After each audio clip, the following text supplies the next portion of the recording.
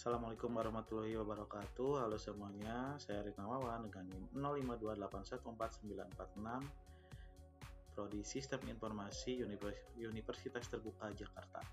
Kali ini saya akan mengerjakan tugas 3 pemrograman berbasis web. Jadi kita lihat dulu ya ke soalnya. Mari kita lihat soalnya ya. Di sini kita diminta untuk membuat sebuah aplikasi web sederhana untuk pemesanan bahan ajar di Universitas Terbuka.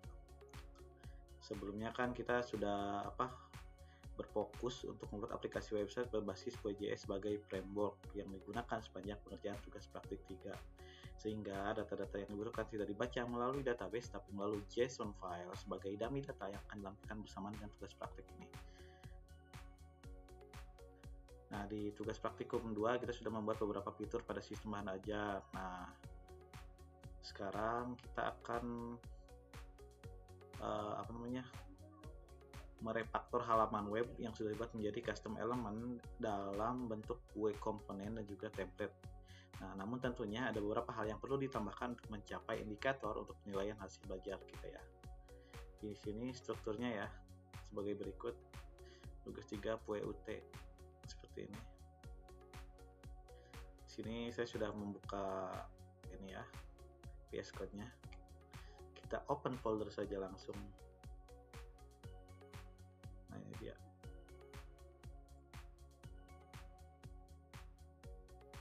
Nah, ini dia ya strukturnya ya. Saya miripkan di sini. Di sini kita punya indeks. Di sini ada indeks, lalu ada aset. Di sini ya aset ya. Dimana di dalam asetnya ada CSS dan juga style CSS-nya seperti ini. Lalu ada image-nya juga ya. Dan juga berisi ini ya, seperti ini. Lalu kita ada juga data di sini. Nah, ini dia data, file data ya, folder data untuk data yang sudah diberikan ya. Lalu ada JS di sini, JS juga sudah ada ya. Ini sudah saya buat komponen-komponennya seperti ini.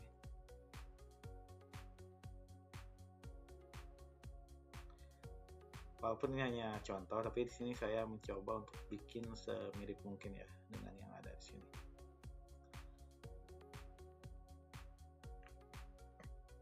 Seperti ini.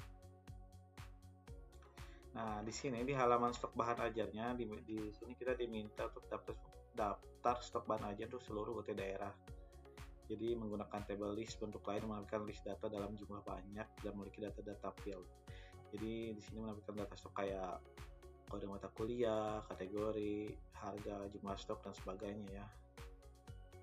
Lalu di sini ada untuk mengedit, fitur mengedit dan juga menghapus ya. Filter, sort seperti itu ya. Kita lihat ya sini indeksnya. Nah, ini file indeksnya ya seperti ini, hampir mirip-mirip saja sebenarnya. Lalu di sini untuk komponennya ini kita punya folder yang sama ya, seperti ini nih, stock table, status page, order form, do tracking, APP modal ya. Di komponen juga sama seperti ini isinya. Jadi ini biar nanti itu saling terhubung antara si APP modal dengan si ini ya, lalu do tracking dengan ini. Nah, ini dia perintah-perintahnya ya. Di sini saya pisah-pisahkan.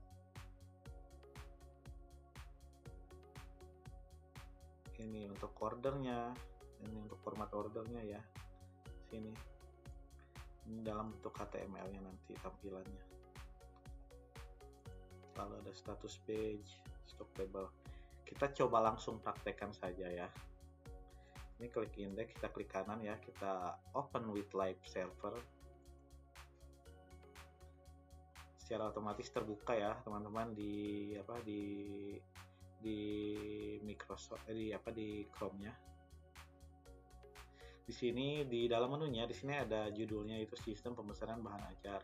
Lalu ada menu, ada navigasi stok bahan ajar, pemesanan, tracking DO. Lalu ada juga untuk sistem logout dan juga loginnya ya. Nah, di sini ya. Untuk data stok bahan ajar, nah seperti ini, isi sesuai ya dengan permintaan tadi nih. Ada kode mata kuliah, kategori, UT, lokasi, rak, harga, seperti ini.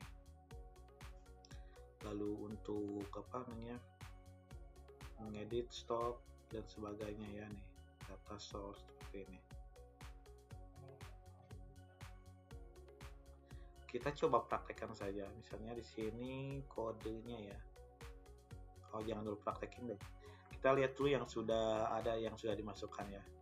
Seperti misalnya pengantar manajemen seperti ini. Lalu apakah kita bisa hapus ini? Ya, tentu saja bisa ya teman-teman. Menambahkan juga bisa. Lalu di sini misalnya nih, pengen yang Jakarta aja kategorinya, dan juga mata kuliah wajib misalnya. Seperti ini ya jadinya. Atau misalnya mata kuliah pilihan kosong, ternyata ya, kita reset dulu aja lagi seperti ini. Atau misalnya kita nyarinya dari pengantar judulnya aja, misalnya pengantar manajemen. Nah seperti ini ya, nanti kita teman-teman. Nah ini untuk data stok bahan ajarnya ya, misalnya kita kodenya STSI 4209 dengan judulnya yaitu pemrograman berbasis web. Berbasis web. Lalu kita pilih kategorinya, misalnya wajib ya di sini, atau pilihan ya, boleh bebas ini. PBJ-nya bisa kita pilih ya, di sini udah ada pilihannya seperti ini. Ini kita bisa tambahin juga di codingannya ya, untuk kota lain misalnya. Misalnya lokasi raknya itu R1 6 ya, seperti ini. Lalu misalnya harganya 70.000 dengan kuantitinya misalnya tersisanya cuma 10 biji saja ya. Apa berarti kondisinya apa di sini? Safety-nya berapa, misalnya safety-nya itu misalnya dia 20. Oke, kita tambahin coba ya. Nah di sini langsung muncul ya, pemrograman berbasis web. Di sini kita bisa hapus juga ya teman-teman. Kuantitinya bisa langsung kita edit di sini.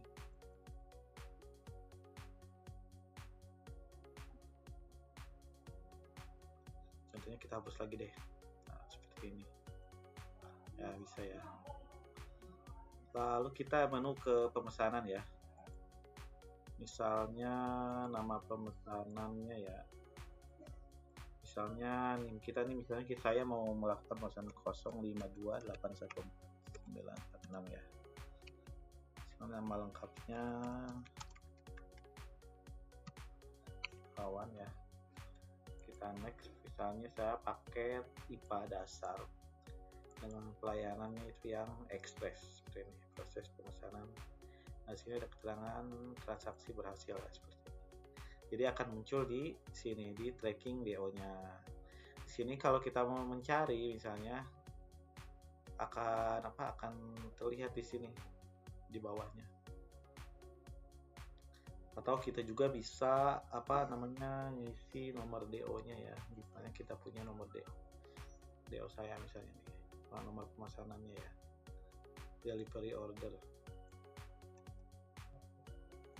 Kita masukkan sini aja di paket, dan ya sudah diketemukan ya. Oke, tinggal di reset lagi aja seperti ini.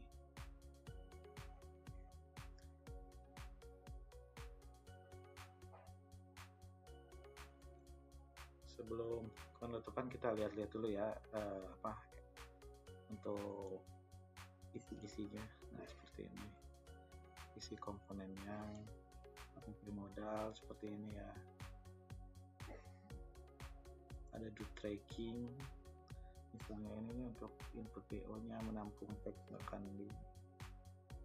dimasukkan seperti ini ya, cari kecocokan nomor DO,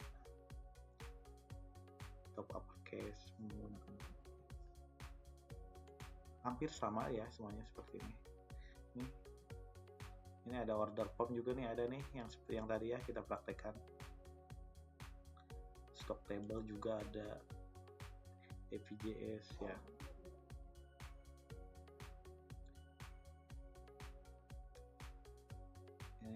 Ini untuk kalian ini untuk tampilannya sebenarnya. Yang ini nih template ini. Oke, sekian, semoga ini penjelasannya cukup jelas ya buat teman-teman semuanya, dan juga buat Pak dosen atas perhatiannya. Saya ucapkan terima kasih. Jika ada kekurangan dalam penyampaian tugas ini, semoga dimaklumi dan juga jadi pembelajaran buat saya. Terima kasih. Wassalamualaikum warahmatullahi wabarakatuh.